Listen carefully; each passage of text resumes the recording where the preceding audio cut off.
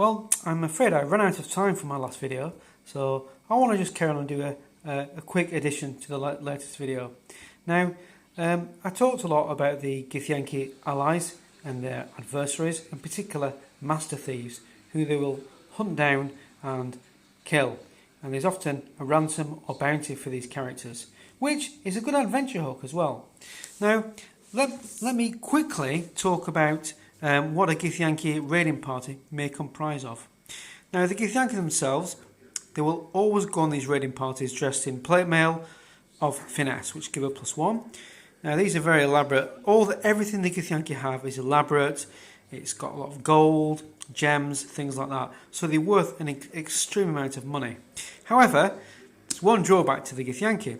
The Githyanki are quite small, slender and slight figures. I suppose that in terms of height, they wouldn't be much more than 5 feet tall, and they would be very, very slender. So the style of armour they have is not going to fit human characters. It might just about fit elves, so you have to remember that in the game. They will have Githyanki blades, and the knights, the high level Githyanki, will maybe have a wand, an additional wand or rod, a magic wand or rod. Now, a Githyanki raiding party will consist normally of 3 or 4 low level Giths, a sergeant, which is like a level 3, and a knight who will have a teleport ring. There's also a chance of a low level magic user, and also some human slaves, which they can use as per, Now, let me just briefly mention weaknesses. Well, now I should just mention this is like a standard Githyanki raiding party. If the mission is more serious, this will be much, much stronger. But this really is the basic Githyanki raiding party. So let's just talk about the Githyanki themselves. Well, the Githyanki are quite weak characters.